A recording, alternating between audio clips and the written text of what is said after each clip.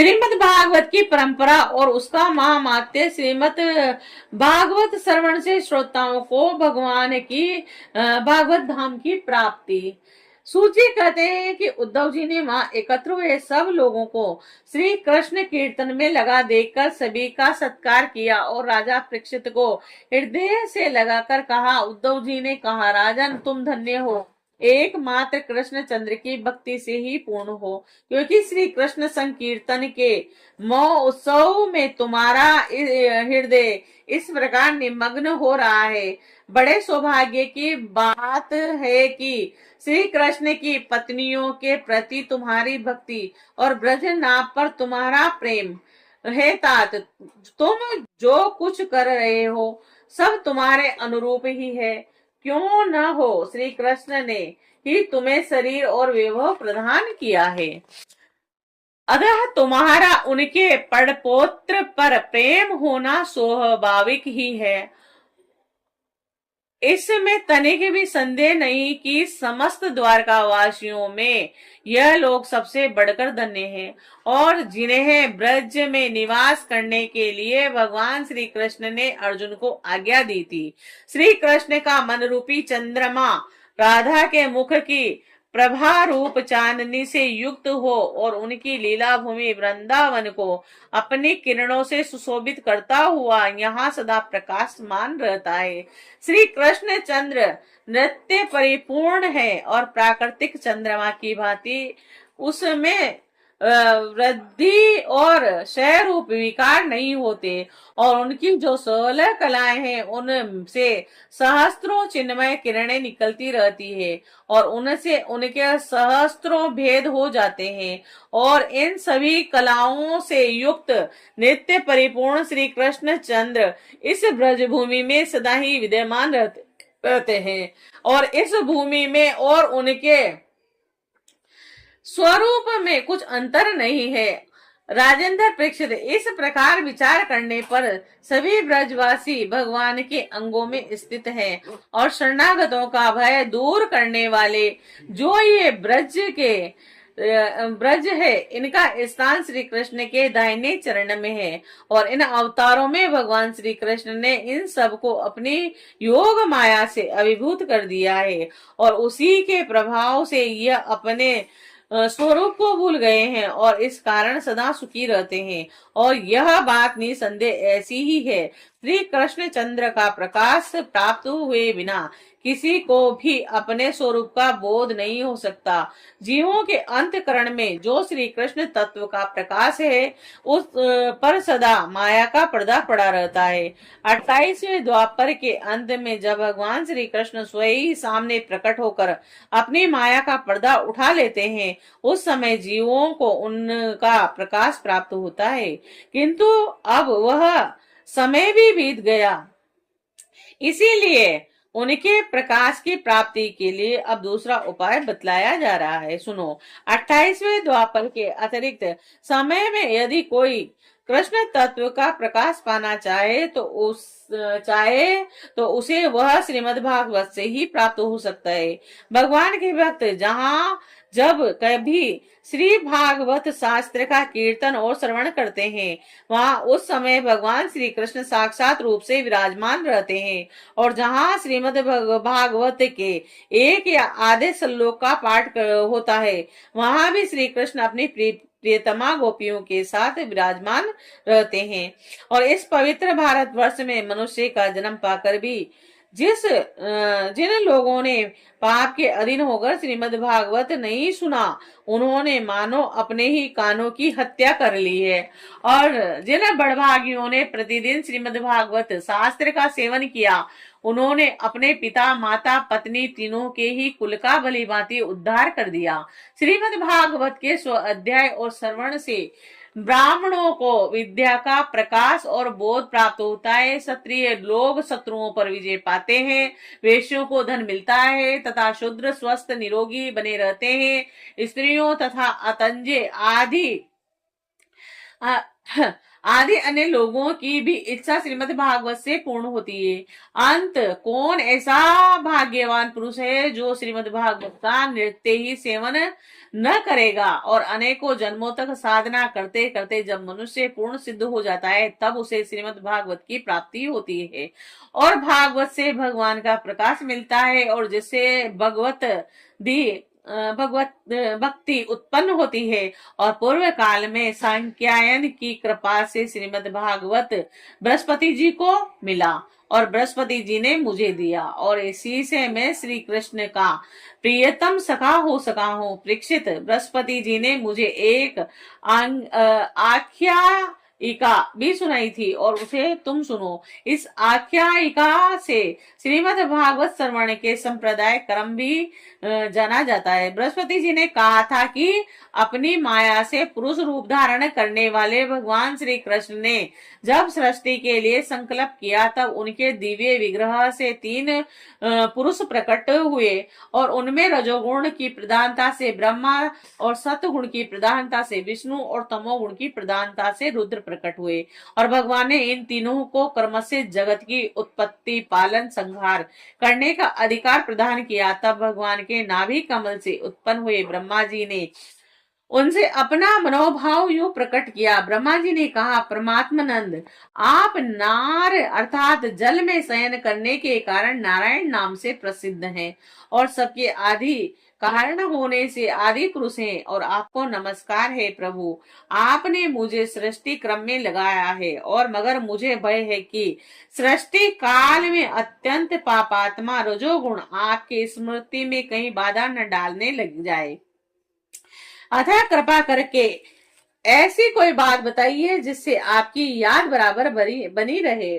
बृहस्पति जी कहते हैं, जब ब्रह्मा जी ने ऐसी प्रार्थना की तब पूर्व काल में भगवान उन्हें श्रीमद् भागवत का उपदेश देकर कहा कि ब्रह्मा, तुम अपने मनोरथों की सिद्धि के लिए सदा ही इसका सेवन करते रहो। ब्रह्मा जी श्रीमद् भागवत का उपदेश पाकर बड़े प्रसन्न हुए और उन्होंने श्री कृष्ण की नृत्य प्राप्ति के लिए तथा 7 आवरणों का भंग करने के लिए श्रीमद् भागवत का सप्ताह पारायण किया और सप्ताह यज्ञ की विधि से 7 दिनों तक श्रीमद् भागवत का सेवन करने से ब्रह्मा जी के सभी मनोरथ पूर्ण हो गए और इससे वे सदा भगवत स्मरण पूर्वक सृष्टि का विस्तार करते और बारंबार सप्ताह यज्ञ का अनुष्ठान करते रहते हैं। और ब्रह्मा जी की ही भांति विष्णु ने भी अपने अभिष्ट अर्थ की सिद्धि के लिए उन परम पुरुष परमात्मा से प्रार्थना की, क्योंकि उन पुरुषोत्तम ने विष्णु को भी प्रजा पालन के रूप में कर्म में नियुक्त किया था। और विष्णु ने कहा, देव, मैं आपकी आज्ञा के अनुसार कर्म और ज्ञान के उद्देश्य से प्रवृत्त और निवृत्ति के द्वारा यथोचित रूप से प्रजा का पालन करूंगा और काल क्रम से जब जब धर्म की हानि होगी तब तब अनेकों अवतार धारण कर पुनः धर्म की स्थापना करूंगा और जो भोगों की इच्छा रखने वाले हैं उन्हें अवश्य ही उनके किए हुए यज्ञ आदि कर्मों का फल अर्पण करूंगा तथा जो संसार बंधन से मुक्त होना चाहते हैं, विरक्त हैं, उन्हें उनकी इच्छानुसार 5 प्रकार की मुक्ति भी देता रहूंगा। परंतु जो लोग मोक्ष भी नहीं चाहते उनका पालन मैं कैसे करूंगा? यह बात समझने में नहीं आती कि इसके अतिरिक्त मैं अपनी तथा लक्ष्मी जी की भी रक्षा कैसे कर सकूंगा, इसका उपाय बताइए। विष्णु की यह प्रार्थना सुनकर आदि पुरुष श्री कृष्ण ने उन्हें भी श्रीमद् भागवत का उपदेश किया और कहा कि तुम अपने मनोरथों की सिद्धि के लिए इस श्रीमद् भागवत शास्त्र का सदा पाठ किया करो। और इन उपदेशों से विष्णु भगवान का चित्त प्रसन्न हो गया और वे लक्ष्मी जी के साथ प्रत्येक मास में श्रीमद् भागवत का चिंतन करने लगे और इससे वह परमार्थ का पालन और यथार्थ रूप से संसार की रक्षा करने में समर्थ हुए। जब भगवान विष्णु स्वयं वक्ता होते तो लक्ष्मी जी प्रेम से श्रवण करती है और उस समय प्रत्येक बार भागवत कथा का श्रवण 1 मास में ही समाप्त होता है। किंतु जब लक्ष्मी स्वयं वक्ता होती है और विष्णु श्रोता बनकर सुनते हैं, तब भागवत कथा का रस स्वादन 2 मास तक का होता रहता है और उस समय कथा बड़ी सुंदर और बहुत ही रुचिकर होती है। इसका कारण यह है कि विष्णु तो अधिकार रूढ़ हैं और उन्हें जगत के पालन की चिंता करनी पड़ती है, पर लक्ष्मी जी इन झंझटों से अलग है। अतः उनका हृदय निश्चित ही इसी में लक्ष्मी जी के मुख से भागवत कथा का रसवादन अधिक प्रकाशित होता है। और इसके पश्चात रुद्र ने भी, जिन्हें भगवान ने पहले संहार कार्य में लगाया था, अपनी सामर्थ्य की वृद्धि के लिए उन परम पुरुष भगवान श्री कृष्ण से प्रार्थना की। रुद्र ने कहा, मेरे प्रभु देव देव, मुझ में नृत्य निर्मितिक और प्राकृतिक संहार की शक्तियां तो है, पर आत्यांतिक संहार की शक्ति बिल्कुल नहीं है, और यह मेरे लिए बड़े दुख की बात है। और इसी कमी की पूर्ति के लिए मैं आपसे प्रार्थना करता हूँ। बृहस्पति जी कहते हैं, रुद्र की प्रार्थना सुनकर नारायण ने उन्हें भी श्री भागवत का ही उपदेश किया। सदाशिव रुद्र ने 1 वर्ष में 1 प्रायण के क्रम से भागवत कथा का सेवन किया और उसके सेवन से उन्होंने तमोगुण पर विजय पाई और आत्यांतिक संहार मोक्ष की शक्ति प्राप्त कर ली। उद्धव जी कहते हैं कि श्रीमद् भागवत के महामात्य के संबंध में यह आख्यायिका मैंने अपने गुरु बृहस्पति जी से सुनी और उनसे भागवत का उपदेश प्राप्त कर उनके चरणों में प्रणाम करके मैं बहुत ही आनंदित हुआ और तत्पश्चात भगवान विष्णु की रीति स्वीकार करके मैंने भी 1 मास तक श्रीमद् भागवत कथा का भलीभांति रसावादन किया और उतने से ही मैं भगवान श्री कृष्ण का प्रिय सखा हो गया। और इसके पश्चात भगवान ने मुझे वज्र में अपनी प्रियतमा गोपियों की सेवा में नियुक्त किया। और यद्यपि भगवान अपने लीला परिकरों के साथ नृत्य विहार करते रहते हैं और इसीलिए गोपियों का श्री कृष्ण से कभी भी वियोग नहीं होता, और यथापि जो ब्रह्म से विरह वेदना का अनुभव कर रही है, उन गोपियों के प्रति भगवान ने मेरे मुख से भागवत का संदेश कहलाया और उस संदेश को अपनी बुद्धि के अनुसार ग्रहण कर गोपियां तुरंत ही विरह वेदना से मुक्त हो गई। और मैं भगवान के इस रहस्य को तो नहीं समझ सकता, किंतु मैंने उनका चमत्कार प्रत्यक्ष देखा है और इसके बहुत समय के बाद जब ब्रह्मा आदि देवता आकर भगवान से अपने परमधाम में पधारने की प्रार्थना करके चले गए, उस समय पीपल के वृक्ष की जड़ के पास अपने सामने खड़े हुए मुझे भगवान ने श्रीमद् भागवत विषयक उस रहस्य का स्वयं उपदेश किया और मेरी बुद्धि में उनका दृढ़ निश्चय करा दिया। और उसी के प्रभाव से मैं बद्रिका आश्रम में रहकर भी यहाँ ब्रज की लताओं और बेलों में निवास करता रहता हूँ और उसी के बल से यहाँ नारद कुंड पर सदा स्वेच्छा अनुसार विराजमान रहता हूँ। भगवान के भक्तों को श्रीमद् भागवत के सेवन से श्री कृष्ण तत्व का प्रकाश प्राप्त हो जाता है और इसी कारण यहाँ उपस्थित हुए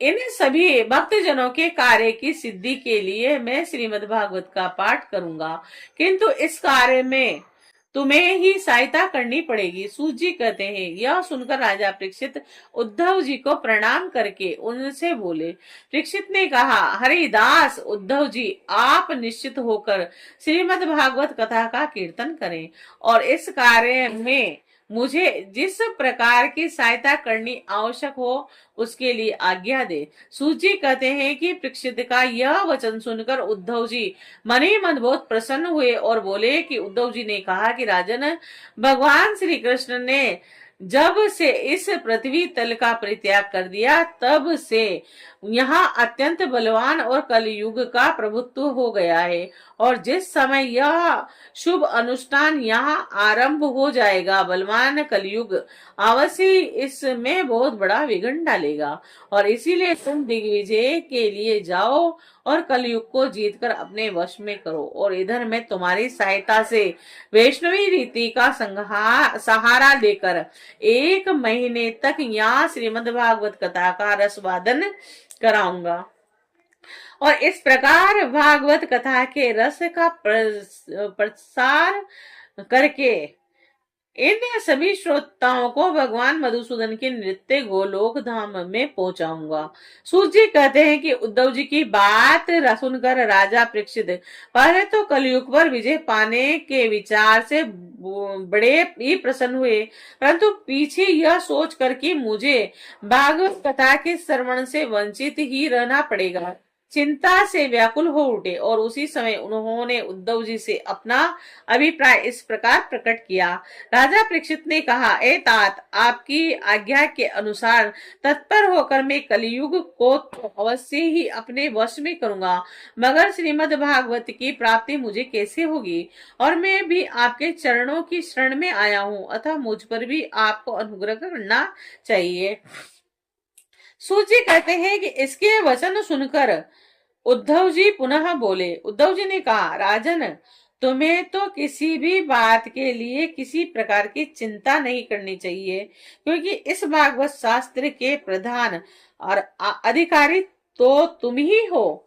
संसार के मनुष्य नाना प्रकार के कर्मों में रचे पचे हुए हैं, और यह लोग आज तक प्राय भागवत श्रवण की बात भी नहीं जानते, और तुम्हारे ही प्रसाद से इस भारत वर्ष में रहने वाले अधिकांश मनुष्य श्रीमद् भागवत की कथा की प्राप्ति होने पर शाश्वत सुख प्राप्त करेंगे। और महर्षि भगवान सुखदेव जी साक्षात नंद नंदन श्री कृष्ण के स्वरूप हैं, और वे ही तुम्हें श्रीमद् भागवत की कथा सुनाएंगे, और इसमें तनिक भी संदेह की बात नहीं है। राजन, उस कथा के श्रवण से तुम ब्रजेश्वर श्री कृष्ण के नित्य धाम को प्राप्त करोगे, और इसके पश्चात इस पृथ्वी पर श्रीमद् भागवत कथा का प्रचार होगा। अतः राजेंद्र परीक्षित, तुम जाओ और कलयुग को जीतकर अपने वश में करो। सूची कहते हैं कि उद्धव जी के इस प्रकार कहने पर राजा परीक्षित ने उनकी परिक्रमा करके उन्हें प्रणाम किया और दिग्विजय के लिए चले गए। इधर ब्रज ने भी अपने पुत्र प्रतिबाहु को अपनी राजधानी मथुरा का राजा बना दिया, और माताओं को साथ लेकर उसी स्थान पर वहां उद्धव जी प्रकट हुए थे, जाकर श्रीमद् भागवत सुनने की इच्छा से रहने लगे।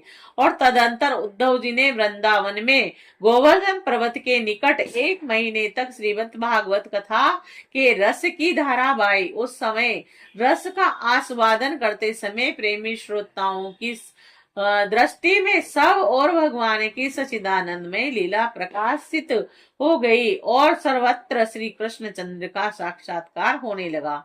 और उस समय सभी श्रोताओं ने अपने को भगवान के स्वरूप में स्थित देखा, और ब्रजनाभ ने श्री कृष्ण के दाहिने चरण कमल में अपने को स्थित देखा, और श्री कृष्ण के विरह शोक से मुक्त होकर उस स्थान पर अत्यंत सुशोभित होने लगे। और ब्रजनाभ की वे रोहिणी आदि माताएं भी रास की रजनी में प्रकाशित होने वाले श्री कृष्ण रूपी चंद्रमा के विग्रह में अपने को कला और प्रभा के रूप में स्थित देख बहुत ही विस्मित हुई, तथा अपने प्राण प्यारे के विरह वेदना से छुटकारा पाकर उनके परमधाम में प्रविष्ट हो गई। इसके अतिरिक्त जो भी श्रोता गण वहां उपस्थित थे, वे भी भगवान की नृत्य अंतरंग लीला में सम्मिलित होकर इस स्थूल व्यवहारिक जगत से तत्काल अंतर्ध्यान हो गए, और वे सभी सदा ही गोवर्धन पर्वत के कुंज और झाड़ियों में, वृंदावन, काम्य वन आदि वनों में तथा वहां की दिव्य गोओं के बीच में श्री कृष्ण के साथ विचरते हुए अनंत आनंद का अनुभव करते हैं। जो लोग श्री कृष्ण के प्रेम में मग्न हैं, उन भावुक भक्तों को उनके दर्शन भी होते हैं।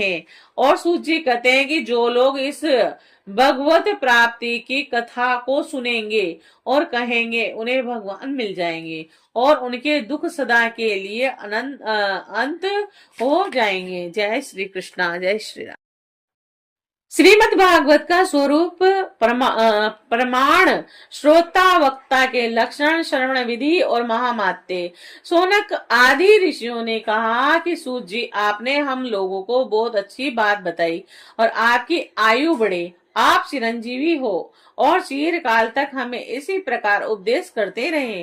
आज हम लोगों ने आपके मुख से श्रीमद् भागवत का अपूर्व महामात्य सुना है। सूत जी, अब इस समय आप हमें यह बताइए कि श्रीमद् भागवत का स्वरूप क्या है और उसका प्रमाण और उसकी श्लोक संख्या कितनी है और किस विधि से उसका श्रवण करना चाहिए तथा श्रीमद् भागवत के वक्ता और श्रोता के क्या लक्षण हैं। अभिप्राय यह है कि उनके वक्ता और श्रोता कैसे होने चाहिए। सूत जी कहते हैं कि ऋषिगण, श्रीमद् भागवत और श्री भगवान का स्वरूप सदा एक ही है और वह है सच्चिदानंदमय।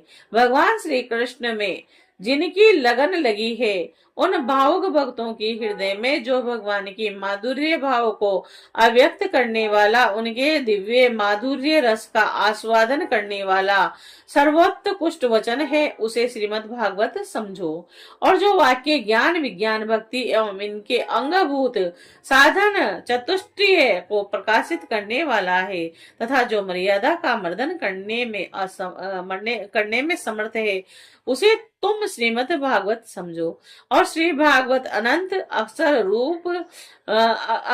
स्वरूप है और उसका नित्य परिणाम भला कौन जान सकता है। पूर्व काल में भगवान विष्णु ने ब्रह्मा जी के प्रति 4 श्लोकों में इसका दिग्दर्शन मात्र कराया था और प्रिय गण, इस भागवत की अपार गहराई में डुबकी लगाकर इसमें से अपनी अभिष्ट वस्तु को प्राप्त करने में केवल ब्रह्मा, विष्णु और शिव आदि ही समर्थ हैं, दूसरे नहीं। परंतु इनकी बुद्धि आदि वृत्तियां परिमित हैं। जैसे मनुष्य का हित साधन करने के लिए श्री व्यास जी ने परीक्षित को और सुखदेव जी के संवाद के रूप में जिसका गान किया, उसी का नाम श्रीमद् भागवत है और उस ग्रंथ के श्लोक की संख्या 18,000 है। और इस भव सागर में जो प्राणी कली रूपी ग्रह से ग्रस्त हो रहे हैं, उनके लिए वह श्रीमद् भागवती ही सर्वोत्तम सहारा है। अब भगवान श्री कृष्ण की कथा का आश्रय लेने वाले श्रोताओं का वर्णन करते हैं। श्रोता 2 प्रकार के माने गए हैं, परवर उत्तम और अवर अधम। परवर श्रोताओं के चातक, हंस, शुक और मिन आदि कई भेद हैं और अवर के भी वृक, वरुण और वृक्षभ और उष्ट आदि अनेकों भेद बतलाए गए हैं। चातक कहते हैं कि पपीहे को वह जैसे बादल से बरसते हुए जल में ही स्पृहा रखता है, दूसरे जल को छूता ही नहीं, उसी प्रकार जो श्रोता सब कुछ छोड़कर केवल कृष्ण संबंधी शास्त्रों के श्रवण का व्रत ले लेता है, वह चातक कहा जाता है। जैसे हंस दूध के साथ मिलकर एक हुए जल से निर्मल दूध ग्रहण कर लेता है और पानी को छोड़ देता है, उसी प्रकार जो श्रोता अनेकों शास्त्रों का श्रवण करके भी उसमें से सार भाव अलग करके ग्रहण करता है, उसे हंस कहते हैं। और जिस प्रकार भली भांति पढ़ाया हुआ तोता अपनी मधुर वाणी से शिक्षक को तथा पास आने वाले दूसरे लोगों को भी प्रसन्न करता है, उसी प्रकार जो श्रोता कथावाचक व्यास के मुख से उपदेश सुनकर उसे सुंदर और परिमित वाणी से पुनः सुना देता है, व्यास एवं अन्याय श्रोताओं को अत्यंत आनंदित करता है, वह शुक कहलाता है। और जैसे क्षीर सागर में मछली मौन रहकर अपलक आंखों से देखती हुई सदा दुग्ध पान करती रहती है, उसी प्रकार जो कथा सुनते समय निर्निमेष नयनों से देखता हुआ मुंह से कभी एक शब्द भी नहीं निकालता और निरंतर कथा का सार ही आस्वादन करता है, वह प्रेमी श्रोता मिन कहा गया है। ये परवर अर्थात उत्तम श्रोताओं के भेद बताए गए हैं। अब अवर यानी अधम श्रोता बताया है। कहते हैं। भेड़िए को, जैसे भेड़िया वन के भीतर भेड़ों की मीठी आवाज सुनने में लगे हुए मृगों को डराने वाली भयानक गर्जना करता है, वैसे ही जो मूर्ख कथा श्रवण के समय रसिक श्रोताओं को उद्विग्न करता हुआ बीच बीच में जोर जोर से बोल उठता है, वह वृक कहलाता है और हिमालय के शिखर पर एक भुरुंड जाति का पक्षी होता है। वह किसी के शिक्षाप्रद वाक्य सुनकर वैसा ही बोला करता है, किंतु स्वयं उससे लाभ नहीं उठाता। इसी प्रकार जो उपदेश की बात सुनकर दूसरों को तो सिखाए पर स्वयं आचरण में न लाए, ऐसे श्रोता को भुरुंड कहते हैं। और वृक्ष कहते हैं बेल को, और जिसके सामने मीठे मीठे अंगूर हों या कड़वी खली, दोनों को वह एक सा ही मानकर खाता है। उसी प्रकार सुनी हुई सभी बातें ग्रहण करता है, पर सार तो संसार वस्तु का विचार करने में उसकी बुद्धि अंधी असमर्थ होती है, ऐसा श्रोता वृक्ष कहलाता है।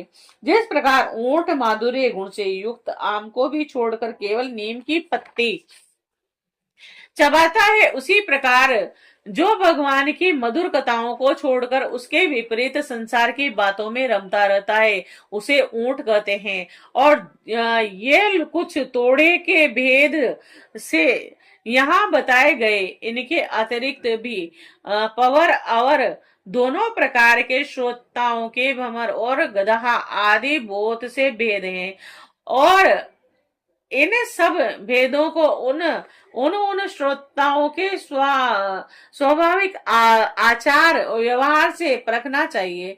जो वक्ता के सामने उन्हें विविध प्रणाम करके बैठे और अन्य सांसारिक बातों को छोड़कर केवल श्रीमद् भगवान भागवत की लीला कथाओं को ही सुनने की इच्छा रखें, समझने में अत्यंत कुशल हो, नम्र हो, हाथ जोड़े रहे और शिष्य भाव से उपदेश ग्रहण करें, और जो श्रद्धा और विश्वास रखे उसके सिवा जो कुछ सुने उसका बारंबार चिंतन करता रहे, और जो बात समझ में न आवे पूछे और पवित्र भाव से रहे, और श्री कृष्ण के भक्तों पर सदा ही प्रेम रहता हो, ऐसे ही श्रोता को वक्ता लोग उत्तम श्रोता कहते हैं।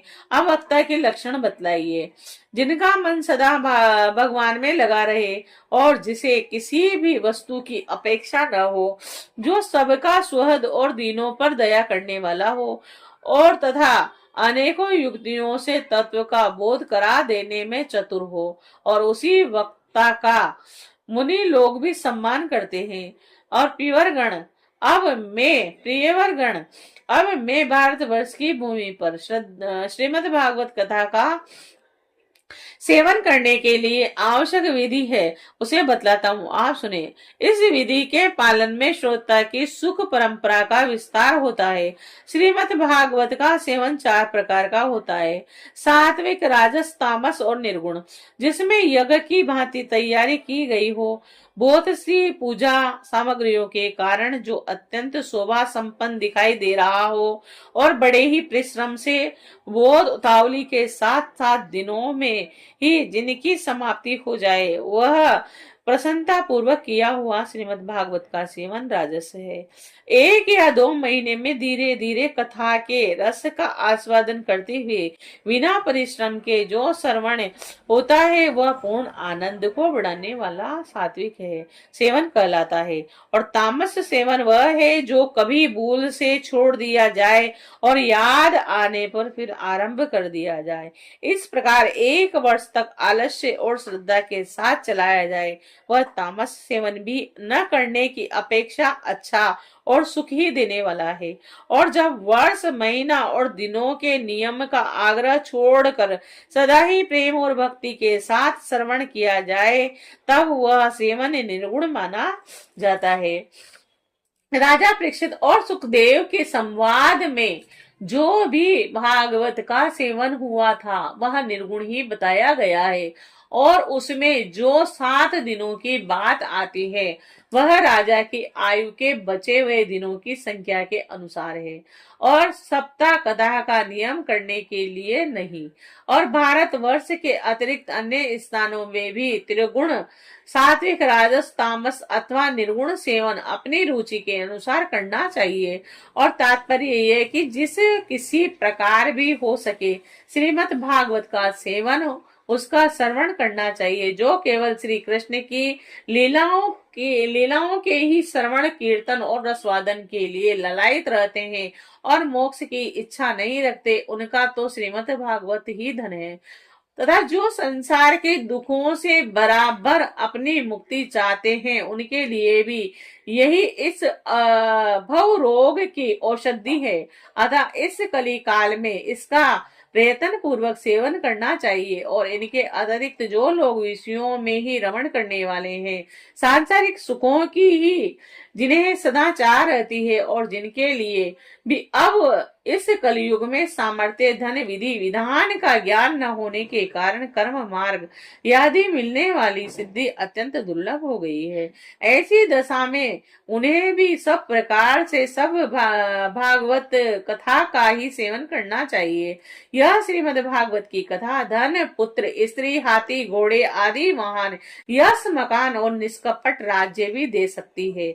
और सकाम भाव से भागवत का सहारा लेने वाले मनुष्य इस संसार में मनवांछित उत्तम भोगों को भोग कर अंत में श्री मद भागवत के ही संग से श्री हरि के परम धाम को प्राप्त हो जाते हैं।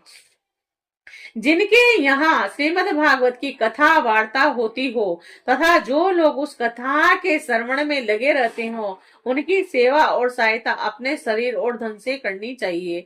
और उन्हीं के अनुग्रह से सहायता करने वाले पुरुषों को भी श्री भागवत सेवन का पुण्य प्राप्त होता है। कामना 2 वस्तुओं की होती है, श्री कृष्ण की और धन की। श्री कृष्ण के सिवा जो कुछ चाहा जाए यह सब धन के अंतर्गत है और उस धन की संज्ञा है श्रोता और वक्ता। वे 2 प्रकार के माने गए हैं, एक श्री कृष्ण को चाहने वाले हैं और दूसरे धन को। जैसा वक्ता वैसा श्रोता भी वह हो तो वहां कथा में रस मिलता है, अतः सुख की वृद्धि होती है। यदि दोनों विपरीत विचार के हों तो रसाभाव हो जाता है, अतः फल की हानि होती है। किंतु जो श्री कृष्ण को चाहने वाले वक्ता और श्रोता हैं उन्हें विलंब होने पर भी सिद्धि अवश्य मिलती है। पर धनार्थी को तो सभी सिद्धि मिलती है और जब उनके अनुष्ठान की विधि विधान पूरा उतर जाए, श्री कृष्ण की चाह रखने वाला सर्वथा गुणहीन ही हो और उसकी विधि में कुछ कमी रह जाए तो भी यदि उसके हृदय में प्रेम है तो वही उसके लिए सर्वोत्तम विधि है। और सकाम पुरुष को कथा की समाप्ति के दिन तक स्वयं सावधानी के साथ सभी विधियों का पालन करना चाहिए। और भागवत कथा के श्रोता और वक्ता दोनों के ही पालन करने योग्य विधि है।